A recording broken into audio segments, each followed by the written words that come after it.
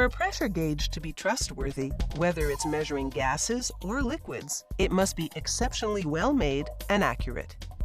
To start, a worker loads an aluminum faceplate into a printing press.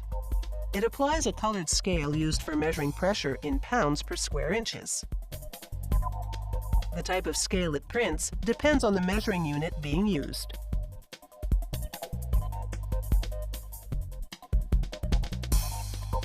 Then a worker puts a copper tube into a bending machine that bends, cuts, and flattens sections of the tube.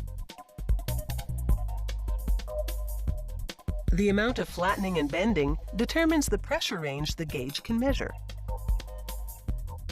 Each piece becomes a pressure-sensing tube known as a Bourdon tube. Then a worker cuts lengths of brass that he machines into connectors. They will link the Bourdon tube to an inlet pipe.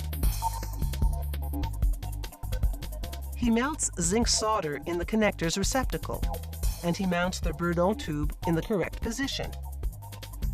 He fills the gap between the connector and the Bourdon tube with solder. Then he flushes the heated piece with water to cool it down, sealing the tube in place.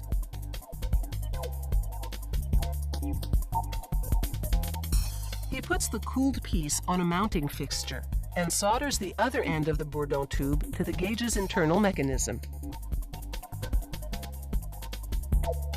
He seals the gap and cools it down. Then he puts the finished pieces, or pressure system assemblies, as they're now called, into a cleaning machine. Its hot, soapy water washes away any dirt and loose solder particles. The pressure system assemblies then go on to a leak testing machine that pushes air into the tubes. A stable pressure reading indicates there's no leakage.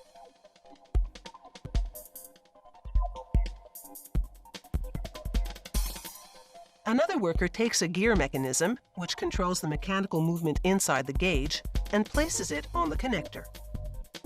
A machine screws the gear mechanism in place.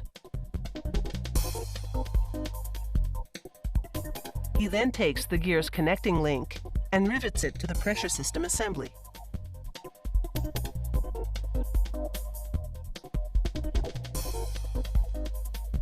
He fits the pressure system assembly inside a protective stainless steel housing.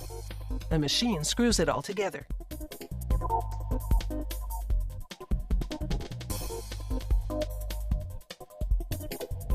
Next, a worker calibrates the assembly. She loosens up the connecting link slightly to prevent friction, puts on the indicator needle, and runs a test. After a bit more adjusting, she puts the faceplate and the indicator needle back on. She ensures the gauge reads accurately at 3 key positions, and then screws the faceplate onto the gauge.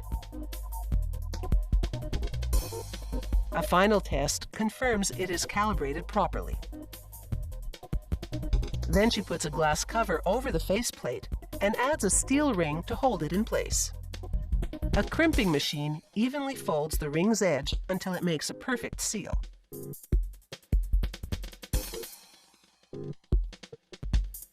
Now she fills the gauge with glycerin. Glycerin lubricates the internal mechanical parts and increases the lifetime of the gauge. Glycerin also absorbs vibration well, which helps the indicator needle remain stable during operation. A worker completes the pressure gauge by sealing off the fill hole with a rubber plug. But of course, not all gauges are built the same way.